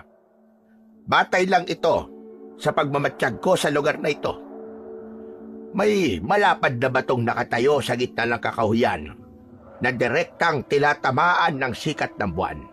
Kaya nga, nagdadalawang isip akong umalis magmula nang makita ko ang batong yon. Ano pong ibig sabihin ng bato sa gitna ng gubat, Lolo Pancho? Kung may mga dardaro, may ritual ding nagaganap sa ikalawang pagbilog ng buwan. Ito ay pagdiriwang sa mahigit 50 ulo ng biktimang maiipon nila. Kung di ako nagkakamali, baka ngayong gabi o sa susunod na araw, sa kabilugan ng pulang buwan. Itinuturing itong piyesta ng mga aswang. Parang narinig ko na po ang tungkol sa kulay pulang buwan. Ang sabi po ay ginaganap daw po ang piyesta kapag may pag-aalay ng isang buhay na may taglay na mutya ng ipo-ipo. Tumpak, Nakuha mo ang ibig kong sabihin. Ito ay ang pagpapakita ng pagpaslang sa binatang may tangan ng mutya ng ipo-ipo. Ano naman po ang tungkol sa mutya ng ipo-ipo, Lolo Pancho? Isa itong uri na kulay puting bato na may taglay na kakaibang kapangyarihan at magbibigay ito ng pambihirang lakas, bilis at tibay ng pangangatawan. Ang sino mang binatang may tanga na mutya ay ang nakatakdang papatay sa pinuno ng mga Dardaro. Kaya po ba uunahan na nila tong patayin? Sino naman po ang malakas ang loob na kumalaban sa ganong klaseng mga halimaw? Tanging tagapagbana lang ang may lakas ng loob na lumaban sa mga halimaw na Dardaro. Paano naman po magkakaroon ng ganong klaseng mutya, Lolo Pancho? Sinasabing sa mismong dulo ng buhawi o alimpuyo, matatagpuan ang mutya. Dapat masusundan mo ang lupang pinag-uugnayan nito at kayang patigilin ng ipo-ipo sa pamamagitan ng pagbigkas ng orasyon sa lengguwaheng Hebreo. Parang ang hirap po pala. Ano naman po ang tataglay ng lalaking makakakuha ng mutya, Lolo? Katulad ng mga sinabi ko kanina, bukod sa magkakaroon ka ng malakas na katawan at pambihirang bilis, magkakaroon ka rin ng malabuhawing sipa na kung tatama sa katawan ng halimaw ay kaya itong patumbahin. Kahit gaano pa ito kalakas, ay magagawa niyang patayin ng aswang sa pamamagitan lamang ng kanyang pagsipa. Mag-iiwan yon ng nakakapasong marka habang unti-unting pahihirapan ng halimaw hanggang sa ito ay malagutan na ng hininga. Atang, paano naman po makukuha ang mutya? Mukhang nakikita kong interesado kayong dalawa sa mutya ng ipo-ipo. Hindi niyo ba nalalaman na ang laman ng pitakang kinuha niyo sa akin ay ang mutya ng ipo-ipo? Matagal na hindi nakapagsalita ang dalawa nang marinig nila ang sinabi ni Lolo Pancho. Saka namang binuntunan ng tawa ng matanda at dinukot ang pitaka sa bulsa nito. Muli nitong ipinakita sa kanilang dalawa ang malakatol nitong hugis. Kulamang ang nag-iisang nakakuha ng mutya ng ipo-ipo. Balak ko sanang ipamana ito sa aking anak. Kaya lamang nang dahil dito ay nawala siya at namatay ang asawa. Hanggang sa ngayon ay wala pa rin akong balita sa kanya. Hindi ko na ito maipapamana sa aking anak dahil matanda na siya. 18 hanggang 25 taong gulang lang ang pwedeng magmana nito. Ganon, wala na pala akong pag-asa magkaroon ng mutya, Lolo. Dahil sobra po ng 1 taon ng aking edad sa sinabi nyo Pero to, si Jack, pwede po siyang magmana niyan.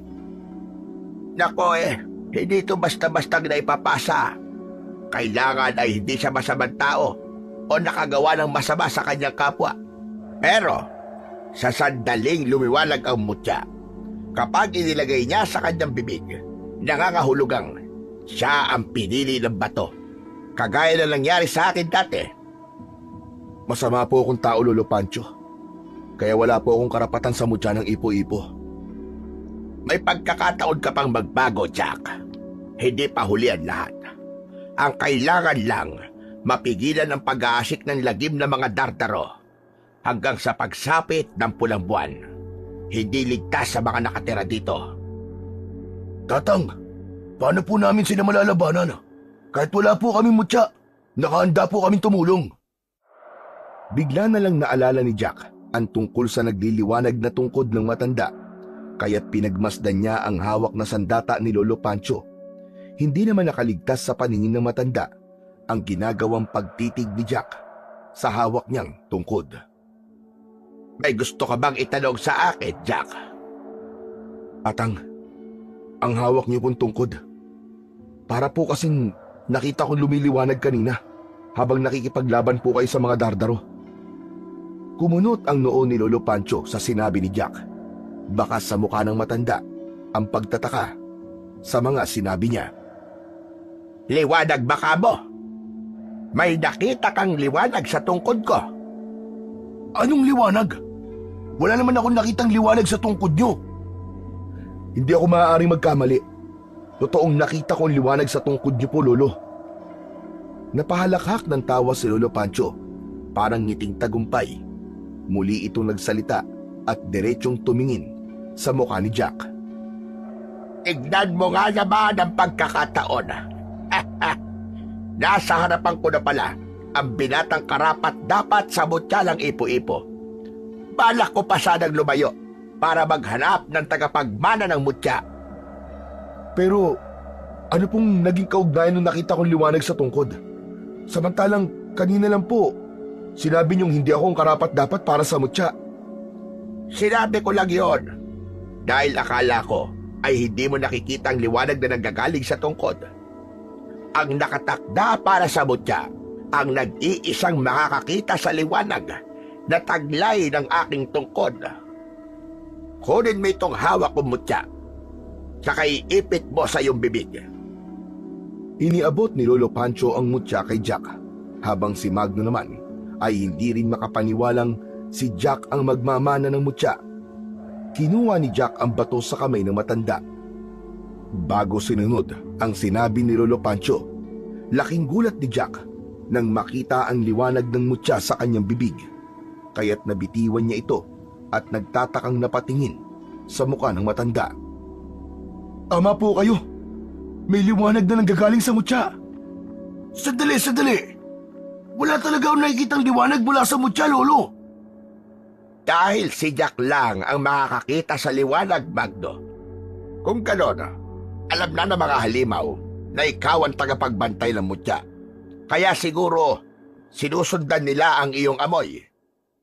Naku po, nakakatakot naman. Lalo pa ngayon na mabango rin ang dugo mo sa mga aswang, Jack. Kaya nga, kailangan nyo mag-ingat.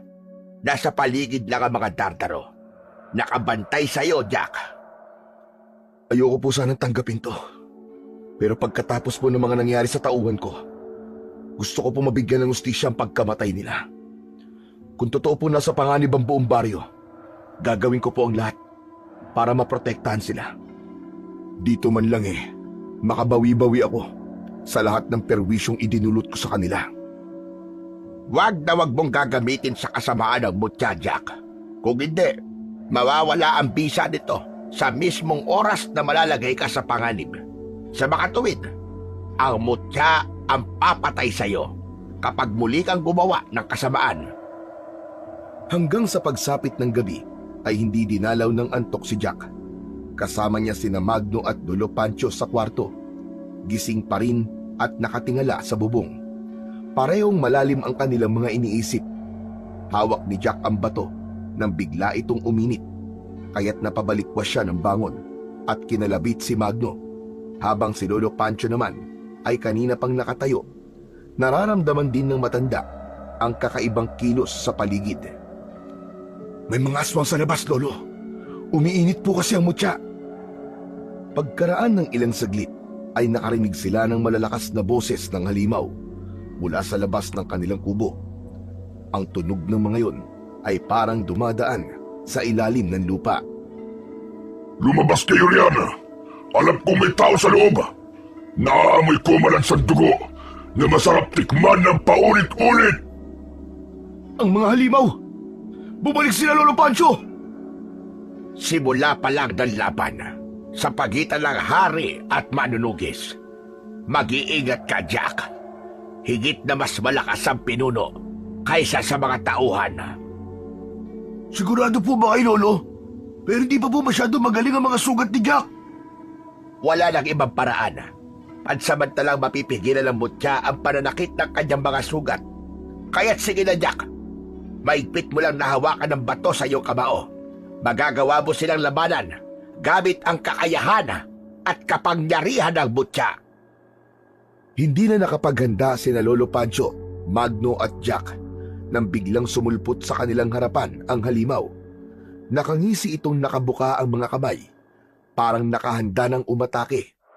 Maging ang amoy nito ay parang nabubulok na patay na daga. Binalingan kagad ng aswang si Lolo Pancho. Kinuwelyuhan nito ang matanda, sabay buhat at ibinalibag sa dingding sa mismong dinaanan ng dardaro, kaya't tuluyang bumagsak si Lolo Pancho sa lupa. Halos manlaki ang mga mata ni Magno at Jack nang makita nila ang sinapit ni Lolo Pancho. Biglang nagsalita ang hari ng mga aswang. Kung ganun, isang matanda lang pala ang tumalo sa inyo. Sa dalawang binatilyo. Sandamukal kayong mga lampa at ipinatawag niyo pa ako. Dayo lang ang matandang ito, pero may tangan siyang nagliliwanag na tungkod. Kaya alam niya kung nasa ang binatang may hawak ng mutya. Kung ganun, ano pang iniintay niyo? Patayin niyo na ang matanda. Sa tingin ko, kahit patayin na natin sila, hindi nila ituturo kung nasaan ang mutya. Kaya sige na, alisin ang mga basurang hahadlang sa paghahari natin.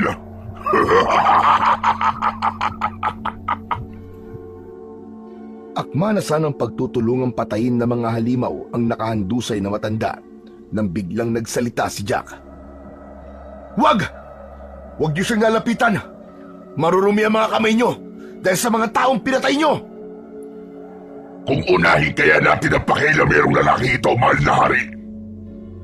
Ituturo pa lamang ng halimaw si Jack nang lumipad na sa mukha nito ang malabuwawing sipa ng binata. Parang may kasamang ipo-ipo ang lakas ng paa niya. Halos umikot ang panga na nagsalitang darduro. Lahat ay nagulat sa ipinakitang liwanag na nanggagaling sa binti ni Jack. Bumagsak sa lupa pasadsad ang mayabang na aswang. Habang ang dugo sa bibig nito ay nagsimula ng umagos hanggang sa baba. Magno! Tulungan mo si Lolo Pancho, bilisan mo! Sa likod kayo dumaan! Ako nang bahala dito! Paano ka, pare? Hindi ka namin pwedeng iwan dito! Susunod ako sa inyo! Sige na! Umalis na kayo! Nang matulungan ni Magno ang matanda sa pagtayo, ay umalingaw-ngaw naman ang tunog ng halakhak ng hari ng mga aswang. Umaatras ito ng hakbang na tuwang-tuwa nang makita ang ginawa ni Jack. Magaling ang ginawa mo, binata. Hindi na ako mahihirapang hanapin ka dahil kusa ka nagpakita sa akin. Sige mga kasama, dakpin ang pakialamerong yan at ihanda para sa ating ritual. Napaatras ng hakbang si Jack papasok sa loob ng kanyang kubo nang makita niyang unti-unting humahakbang ang mga kalaban papalapit sa kanyang kinaroroonan. Agad niyang pinakawalan ang malalakas na sipa. Tumama yon sa katawan ng mga dardaro. Lahat ng sumugod sa binata ay isa-isa ring bumabagsak sa lupa. Mahigpit pa rin ang pagkakakapit ni Jack sa batong nasa palad niya. Biglang lumiwanag ang hawak niyang mutya na lalong nagpatigil sa mga nakatayong aswang. Una siyang umatake pasugod sa mga kalaban. Kasabay ang malabuhawi niyang sipa. Nagsimula ng magsiatrasan ang kanyang mga kalaban, kaya't muling umalingaw-ngaw ang malakas na sigaw ng hari. Tinamaan kayo ng mga lintik! Ano pang iniintay nyo? Sugurin nyo lalaking yan, mga inutil! Sabay-sabay na tumayo ang mga halimaw at sumugod kay Jack para umatake. Ang ibang dardaro naman ay dumaan sa ilalim ng lupa para maiwasan ang mga sipa ni Jack. Pero nahuhuli rin ito ng binata. Saktong paglitaw ng aswang ay sinasalubong niya ito ng malaipo-ipong pagsipa. Kaya naman, pasadsad silang bumabagsak sa lupa sa harapan pa mismo ng kanilang hari. Tumakbong pasugod sa kanya ang pinuno, pero sinalubong niya ito ng sipa. Umalingaw-ngaw ang boses nitong galit na galit. Hindi pa tayo tapos. Babalik ako pagsapit ng buwan na. Pagkasabi ng hari ay mabilis na itong lumubog at dumaan sa ilalim ng lupa. Kasama ang mga tauhan nitong takot na tumakas. Nang tuluyang nawala ang kanyang paningin sa mga kalaban, naramdaman niya ang panginginig ng kanyang tuhod at pananakit ng kanyang sugat. Dahil sa enerhiyang nawala sa kanya, mabilis na lumapit ang dalawa sa kanyang tabi. Hindi naman pala umalis sina Magno at Lolo Pancho para iwan siya. Nakita namin ni Magno ang ginawa mo. Natakot sila sa iyo, Jack.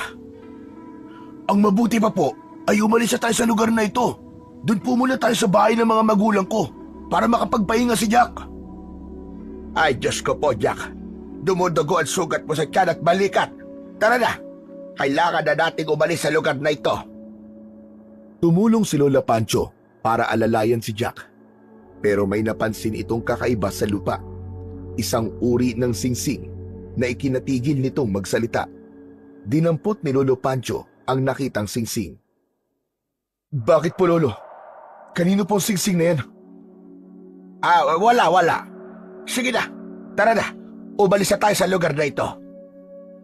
Mabilis na isinilid ni Lolo Pancho sa bulsa ang nakuwang singsing. Ramdam na ramdam ni Jack ang pagkabalisa ng matanda na para bang bigla itong natakot. Punong-puno ng pag-aalala ang mga mata habang naglalakad ng tulala. Pagkaraan ng ilang minuto nilang paglalakad papunta sa bahay ni Magno, ay narating na nila ang bahay ng kaibigan. Gawa yun sa kawayan at kugon naman ang bubong. Maraming bahay ang makikitang nakatayo sa paligid. Kaya paglapit pa lang nila sa bahay ng mga magulang ni Magno, ay kanya-kanyang silip ang mga tao sa bintana. Bakas sa mga mukha ng mga tao ang pagtataka sa naging itsura ng barumbadong lalaki. Ang iba ay nakairap na nagpaparinig na hindi naman daw sila matatahimik dahil ang lalaking putok sa buho ay nasa bahay na naman ni Magno. Pagpasok nila sa loob ng bahay, ang nakatayong mga magulang ni Magno ang sumalubong sa kanila. Nakasimangot na nagkatinginan ang mga ito. Bakas sa mga muka ang matinding pagtutol sa muling pagpunta ni Jack sa bahay nito. Pero dahil takot, pikit mata nilang tinanggap ang binata. Maya-maya pa ay nanginginig ang mga kamay na nagdulot ng pagkain ang mga magulang ni Magno. Kaya't hindi na nakatiis si Jack. Wag ho kayong mag-alala. Aalis din po kami kagad kapag tuluyan na pong gumaling ang mga sugat ko sa katawan. Tsaka, hindi niyo na po kailangan matakot sa akin dahil wala po akong masamang gagawin sa inyo.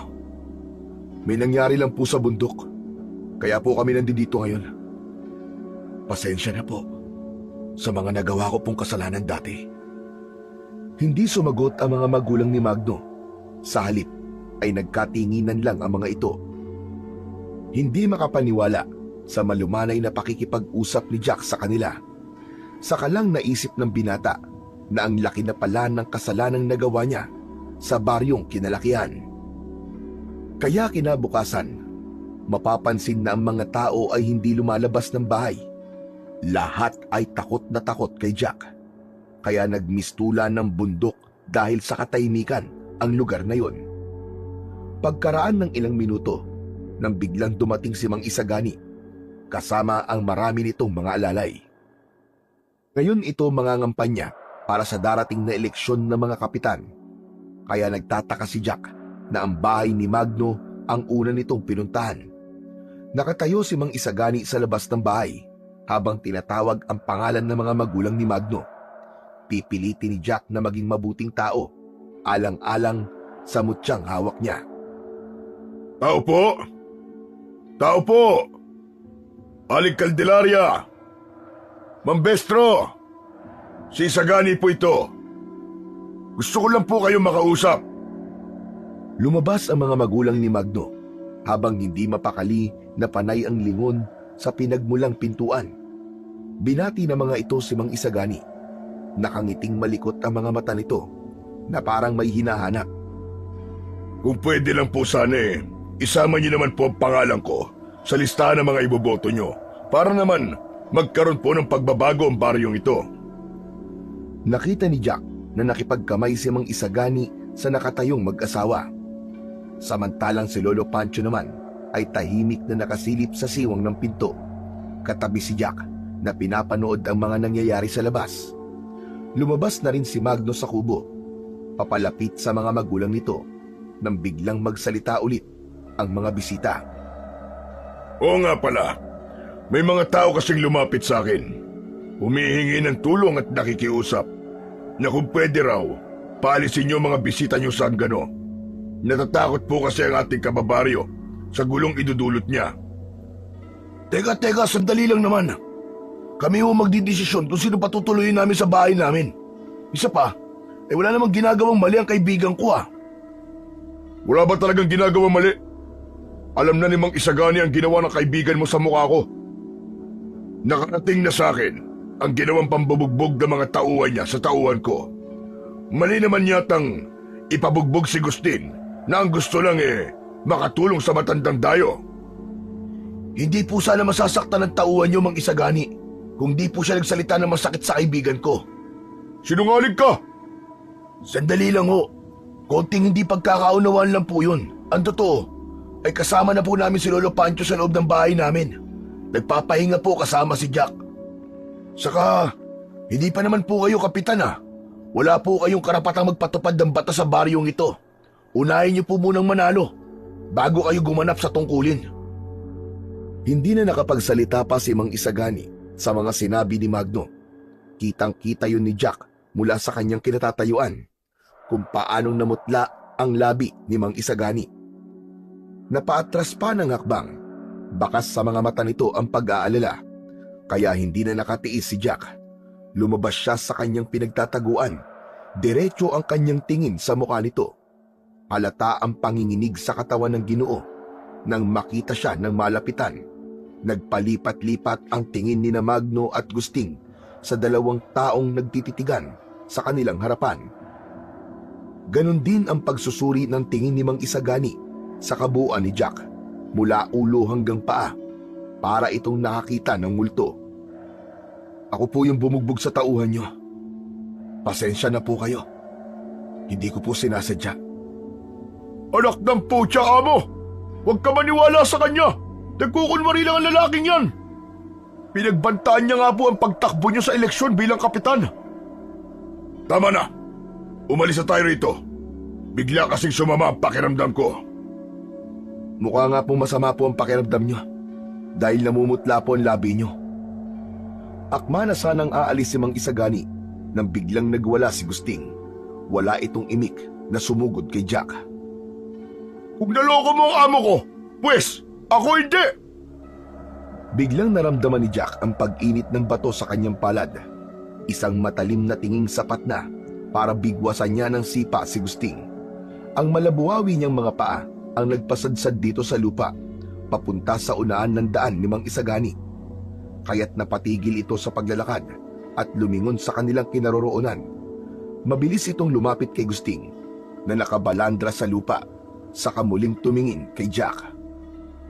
Pasensya na po. Siya po kasi ang unang sumugod. Pinagtanggol ko lang ang sarili ko. Tara na, Gusting. Umalis na tayo rito. Huwag ka na mag-eskandalo sa lugar na ito. Hindi! Bitiwan niyo ako! Papatayin ko ang hayop na yan! Matapang ka pala. Bakit hindi ka lumaban ng aktwal kanilang binubugbog? Pawaksing tinabig ni Gusting ang umaalalay na kamay ni Mang Isagani bago tumayo mula sa pagkakalugmok sa lupa. Masama ang tingin nito kay Jack na punong-puno ng pagbabanta ang mga mata. Pagsisisihan mo ginawa mo sa akin. Hindi ako makakapayag na hindi mo mararanasan kung paanong humalik sa lupa. Abat, pinagbabantaan mo ba ang kaibigan ko? Tandaan nyo, hindi pa tayo tapos. Tama na. Ayoko na ng gulo. Aswang lang ang papatayin ko. Tara na, Gusting. Hindi ko nagustuhan ang pagwawala mo rito. Parang biglang namutla ang mukha ni Gusting nang titigan ito ni Mang Isagani sa bata. Saka naunang umalis at naglakad papalayo sa bahay ni Magno. Malungkot na pumasok ng bahay ang magkaibigan, pero nagulat sila sa nadatnang itsura ng matanda. Habang nakasandal ito sa dingding, umiiyak, nayakap ang singsing. Lolo, ano po nangyayari sa inyo? Bakit po kayo umiiyak? Natagpuan ko na ang anak ko. Diyos ko, hindi ako maaaring magkamali. Kilala ko mga mata niya. Sino po, Lolo? Sino po sa kanilang dalawa, Lolo? Sino po sa kanila? Isagani ang pangalan ng anak ko. Siya si Isagani. Pero, bakit hindi po kayo nagpakita? Pagkakataon na po ninyong makaharap siya at makilala niya kayo. Dahil sa singsing na ito, hindi ko na alam ang gagawin ko. Matagal na hindi nakasagot ang magkaibigan.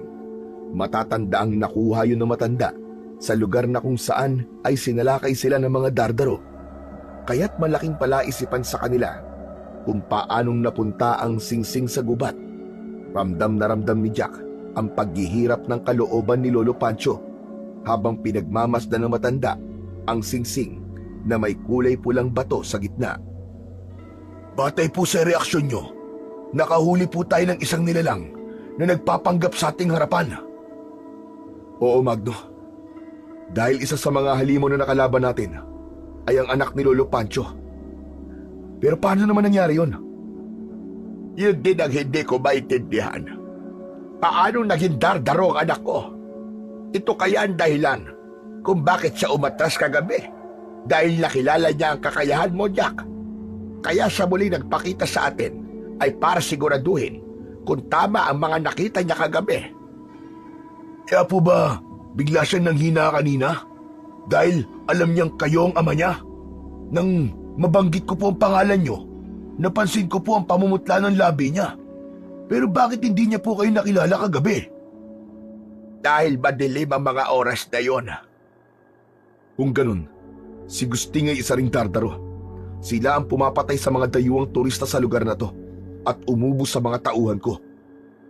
Tama ka. Natatakot ako na magkaharap kami ng aking anak. Ang ipinagtataka ko lang po ay ang reaksyon ng mukha ni Mang Isagani na makita ko. Yun ang hindi ko alam, Jack. Pero sigurado akong sa galit na nakita ko sa mga mata ni Gusting, sasalakay siya mamayang gabi sa bahay mo, Magno. Marami ang madadamay. Pero bakit niya gagawin yun? Sa tingin ko ay mabuti siyang tao dahil naalala nyo, tinulungan niya po kayo nung binubugbog namin kayo. Ang tao ay mapagpanggap. Hindi mo alam kung sino ang totoo. Maging handa na lamang tayo. Lalo pa't nalaman kong mamayang hating gabi ang pagsikat ng pulang buwan para sa nakatakda nilang ritual. Nag-aalalang napatingin si Magno sa mukha ni Jack at sa mga magulang nitong nakatayo lang sa kanilang tabi. Pagsapit ng gabi, na maliwanag ang sikat ng pulang buwan, nagsimula ang alulong ng mga aso sa buong baryo. Panay naman ang dasal ng karamihan na sana ay walang masawi sa nakatakdang paglitaw ng kinatatakotang buwan. Isang palatandaan ng paglabas ng mga aswang. Malungkot si Lolo Pancho na kanina pang pinagmamasdan ang singsing. Sa kayuyuko na bakas sa muka ang matinding pag-aalala at takot sa kung ano ang mangyayari mamaya. Sadyang hinintay ni Jack ang mga kalaban dahil alam na niyang babalik ang mga ito. Nakahanda siyang mamatay para sa baryo. Sa isip niya ay makabawi man lang sa lahat ng kasamaang dinulot niya sa mga tao. Nakatayo rin si Magno malapit sa tabi ni Lolo Pancho habang madalas ang paglinga sa paligid. Hindi nga nagtagal, isa-isang nagsilitawan ang mga dardaro sa kanilang harapan habang nakangising nagulat sa paghihintay na ginawa ni Jack. Mabuti naman at nakahanda ka ng mamatay. Ito na magiging katapusan nyo. Huwag ka na magtago sa maskara mong parang santo. Ubarin mo na yan. Dahil kilala na kita, Gusting. Isa kang kampo ng kadiliman. Maya-maya pa ay dumating na rin ang iba pang aswang sa kaumangil na parang mga bangag na asong gubat. Panay ang pagsigaw na naghahamon ng away. Isa lang ang natitiyak ni Jack. Wala si Mang Isagani sa pangkat na mga sumugod. Hindi na nagsalita ang pinuno ng mga aswang. Agad na sumugod si Gusting, papalapit sa kanilang kinaroroonan. Patakbong sinalubong ni Jack ang mga dardaro at agad na nagpakawala ng mga sipa. Ang malabuhawi niyang paa ay tumama sa katawan ni Gusting, kaya't bumagsak ito sa lupa. Muli itong bumangon para sumugod. Nakailag si Gusting sa mga sipa ni Jack. Agad na gumanti ito ng suntok sa kanyang sikmura. Gumuhit ang sakit sa dati niyang sugat, pero hindi siya nagpahalatang nasasaktan. Kaya lang, agad na sumilip ang dugo sa damit na suot niya. Jack, mag-iingat ka! Hindi ka dapat mabigo dahil kung hindi, Uubusin nila mga tao rito! Pangiwi-ngiwi ang mukhang tumayo ng tuwid si Jack. Sa kamahigpit na hinawakan ang bato ng ipo-ipo sa kanyang mga kamay, kasabay ang pagliwanag ng kanyang mga mata. Walang silbi ang mutya kung mahina ang katawan mo. Gusto ko lang ipaalam sa inyo na biyag ko ang walang yakong amo. Ang lintik na yon, muntik pa akong patayin. Nalaman kong ama pala niya. Ang kasama mo, Jack. Siya mismo nagtapat sa akin. Kaya nga malakas ang loob kong kalabanin kayo dahil may hawak akong alas.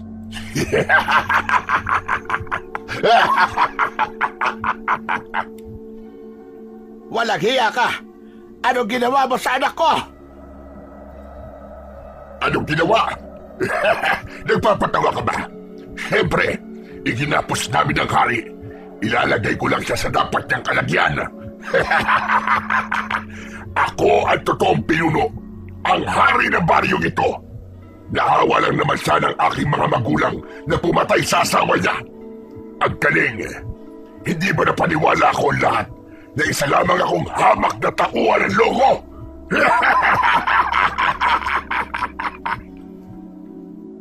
Tama na, Satsat! Ang dami mong daldal! Saan mo dinala si Mang Isagani? Sandali, masyado ka namang atat. May mga tauhan ako nakabantay sa kanya. Kapag hindi ako dumating sa loob ng 2 oras, na hindi ko dala ang binatang may tanga ng mutya, papatayin nila ang haring taksil. Siya ang magiging alay kapalit mo, Jack. Siya ang magiging alay. Kahit hindi siya nakatakda, mapipilayan naman namin ang mga damdamin ng mga nagmamahal sa kanya.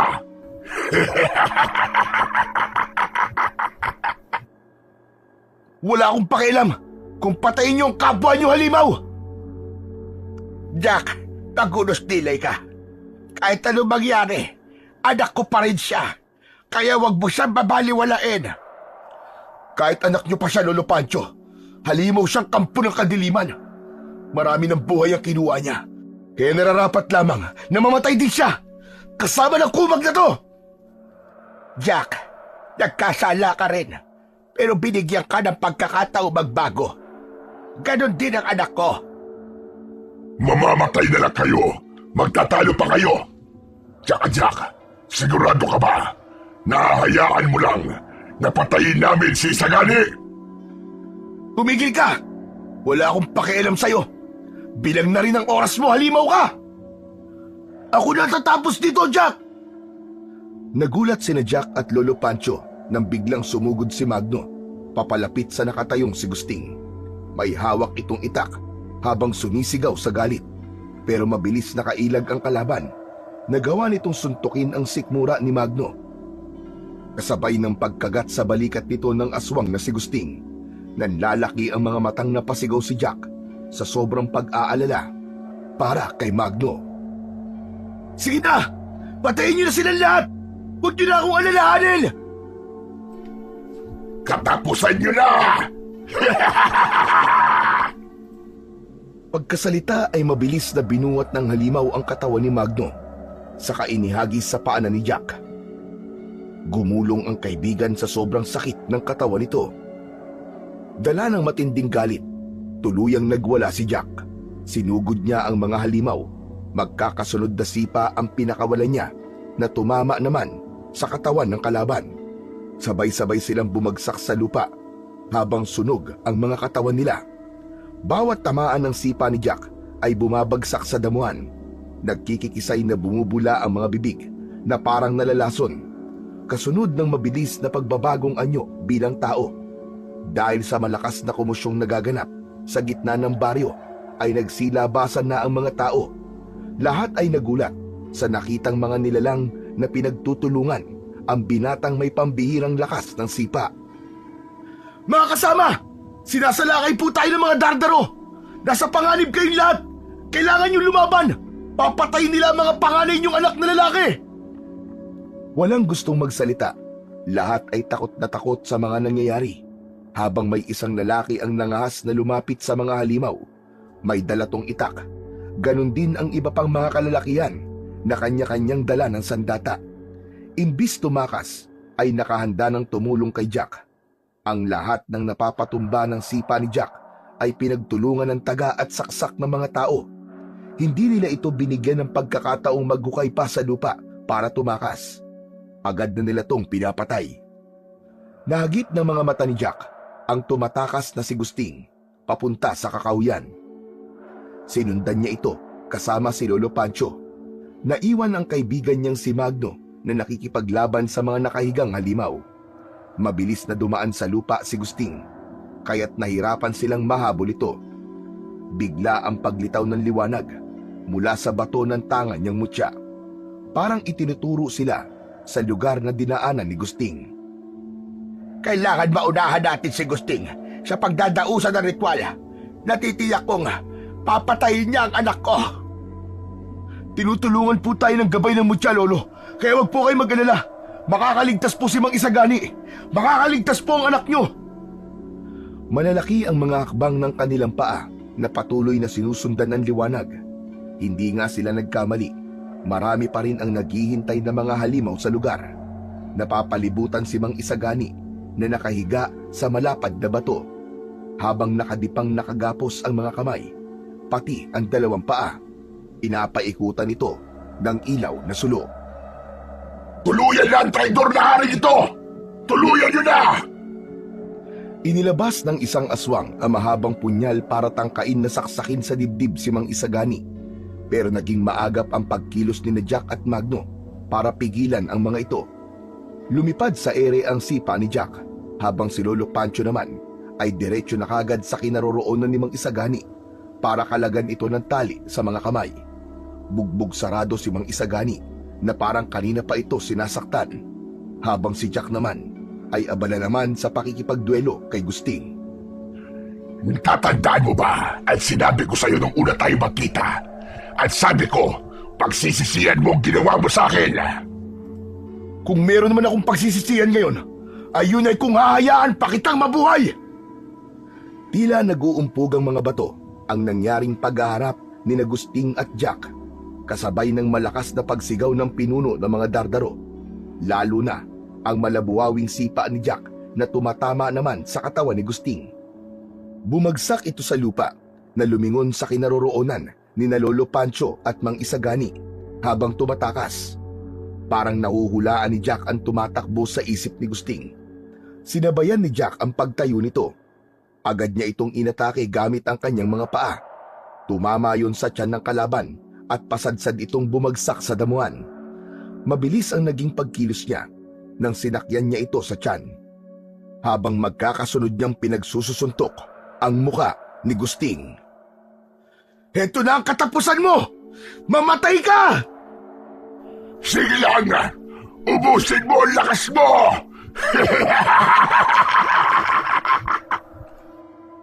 Kasabay ng malakas na pagtawa ni Gusting ang mabilis na pagtama ng mga kuko nito sa balikat ni Jack.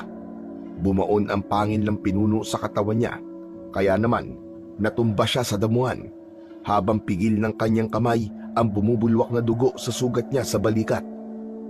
Tangka na sanang gaganti si Jack nang biglang lumubog ang aswang sa lupa para atakihin ang papalayong mag-ama. Akma ng tatayo si Jack, pero pinagtulungan na siya ng mga halimaw. Dala ng takot at pag-aalala sa kaligtasan ng matanda, dinama niya ang mutya ng ipo-ipo sa kanyang dibdib habang nakapikit ang mga mata. Naramdaman niya ang pagliwanag ng kanyang buong katawan, pati ang malakas na enerhiyang gumapang sa kanyang mga binti. Kasabay ng pagmulat ng kanyang mga mata, ay tumalon siyang paikot na parang may ipo-ipong bumalot sa kanyang katawan. Sabay-sabay na nagtalsikan ang mga halimaw na nang bumagsak sa lupa ay hindi na nakabangon. Makikita rin ang malalim na sugat sa balat nito, pati ang pagkasunog ng mga braso at binti na nauwi sa pagkikisay ng katawan. Habang nakatirik ang mga matang, bumubula ang mga bibig na parang nalalason. Mabilis niyang sinundan sina Lolo Pancho at Mang Isagani na hinabol ni Gusting. Nakita niyang dakot-dakot ni Gusting ang braso ni Mang Isagani. Natumba naman sa damuhan si Lolo Pancho nang maglaban ang dalawang dardaro, pero nabihag ni Gusting si Mang Isagani. Sige, kapag lumapit kayo, Papatayin ko ang haring hilaw na ito. Patutunayan ko na ako talaga ang malakas at makapangyarihan. Patayin niyo na siya!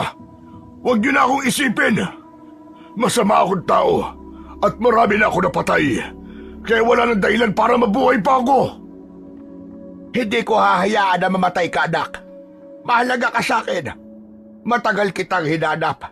Gusto pa kitang makasama na matagal. Kaya't pakiusap, anak. Lumaban ka! Parang eksena sa pelikula. Meron pa kayong hindi alam. Hindi ba, Isagani? Ang kumag na barumbadong bayani ng baryong ito na nagbabago ay ang anak mong ipinamigay. Ano, tama ba?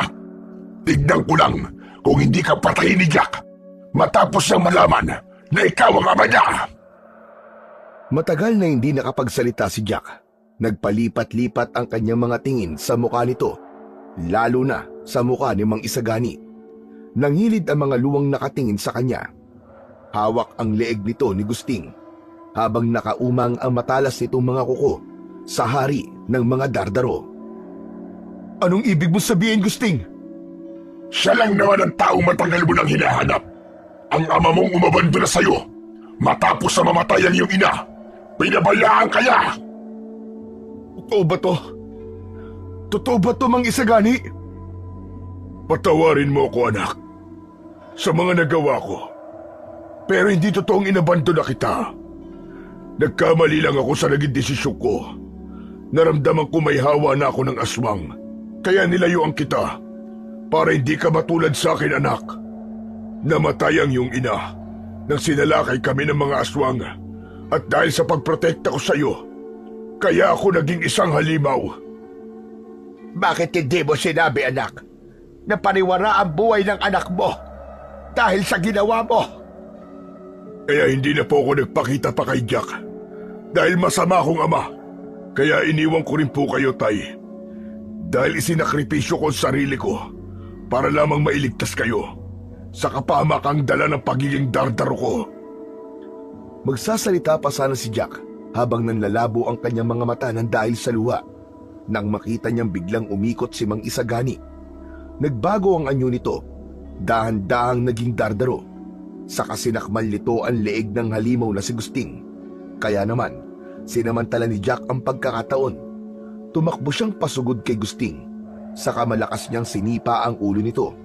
Sa sobrang lakas, ay tumalsik ang ulo nito palipad sa ere.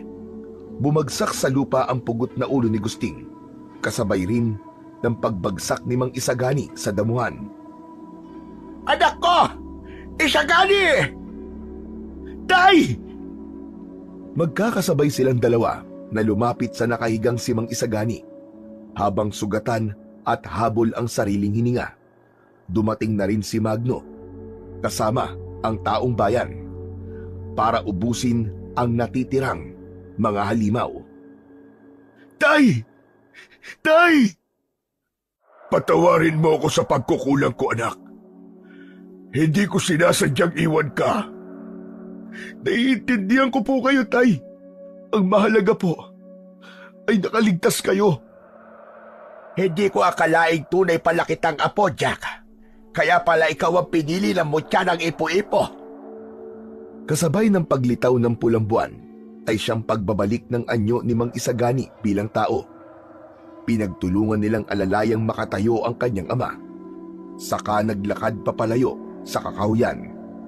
Pagkatapos nila magpaalam sa kaibigan at sa taong bayan, ay humingi rin ng tawad si Jack sa lahat ng mga nagawa niyang kasalanan. Tanaw ang kanilang paglayo ng mga tao, ay hindi na muling umalingaw-ngaw ang kwento tungkol sa barumbadong binata at sa mga dardaro. Naglaho na parang bula sina Mang Isagani, Jack at Lolo Pancho. Nagpakalayo-layo sila sa baryo. Ang huling naging balita ay nawala ang hawa ng pagiging aswang ni Mang Isagani dahil sa mutya ng ipo-ipo. Namuhay sila ng tahimik sa ibang lugar na walang nakakakilala sa kanila.